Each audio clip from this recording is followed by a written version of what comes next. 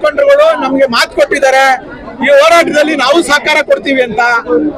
ಬರ್ತೀವಿ, ಡಿಸಿ ಕಚೇರಿನ ಮುಖ್ಯ ಆಗ್ತೀವಿ, ಮುಖ್ಯಮಂತ್ರಿ ಕಚೇರಿನ ಮುಖ್ಯ ಆಗ್ತೀವಿ.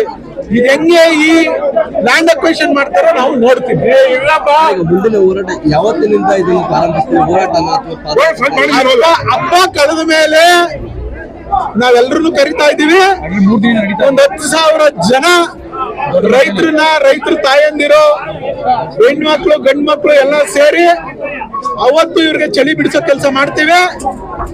ಇದ್ರಲ್ಲಿ ಏನೋ 4 ಗೋಡೆ ಮಧ್ಯದಲ್ಲಿ ಕುತ್ಕೊಂಡು ಮಾಡ್ಬಿಟ್ಟಿದೀವಿ ಅಂತ ಹೇಳಿ ಶಾಸಕರಿರ್ಬೋದು, GBD ಅಧ್ಯಕ್ಷ ಇರ್ಬೋದು, ಮಂತ್ರಿಗಳಿರ್ಬೋದು, ಅಧಿಕಾರಿಗಳಿರ್ಬೋದು ಮಾತಾಡ್ತಾ ಇರ್ಬೋದು ಮೈಕಲ್ಲಿ ನಿಮ್ ಮುಂದೆ, ಜನದ ಮುಂದೆ ಮಾತಾಡಕ್ಕೆ ಅವ್ರಿಗೆ ಶಕ್ತಿ ಇಲ್ಲ, ದಮ್ಮಿಲ್ಲ, ಅವ್ರಿಗೆ ತಾಕತ್ತು ಇಲ್ಲ.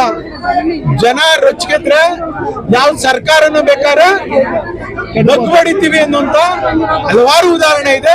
ಇದು ಕೂಡ ಆ ಸಾಲಿನಲ್ಲಿ ಸೇರ್ತದೆ.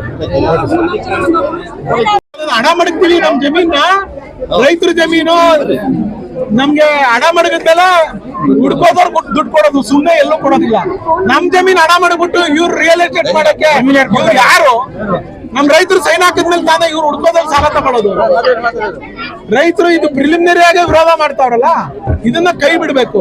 ಕೈ ಬಿಟ್ರೆ ಅವ್ರ ಗೌರವ ಇಲ್ವಾ, ಅದಕ್ಕೆ ಮೋಕ್ಷ, ಅದಕ್ಕೆ ತಕ್ಕ ಸಾಕ್ಷಿ ನಮ್ಮ ರೈತರು ಮಾಡ್ತಾರೆ. ಒಟ್ಟಾಗಿದ್ದಾರೆ ರೈತರು 99.9% ವಿರೋಧ ಇದ್ದಾರೆ. ಯಾರೋ ಒಬ್ಬರೋ ಇಬ್ಬರೋ ಬೆಂಗಳೂರಿನಲ್ಲಿ ಕುತ್ಕೊಂಡು ಜಮೀನ್ ತಗೊಂಡಿರೋರು ಇದು ಪರ ಇದ್ದಾರೆ. ಯಾವುದೇ ಕಾರಣಕ್ಕೂ ರೈತರನ್ನ ಬೀದಿಗಿಳಿಸ್ತೀನಿ. ರೈತರ ಭಾವನೆ, ರೈತರದ್ದು ಬದುಕು ಏನು ಅಂತ ಅವತ್ತು ಗೊತ್ತಾಗ್ತದೆ. ಇವ್ರು ಯಾರು ಮಾತಾಡ್ತಾವ್ರಲ್ಲ ಮೈಕ್ಗಳಲ್ಲಿ, ಅವತ್ತು ಬರ್ಲಿ ಅವರು.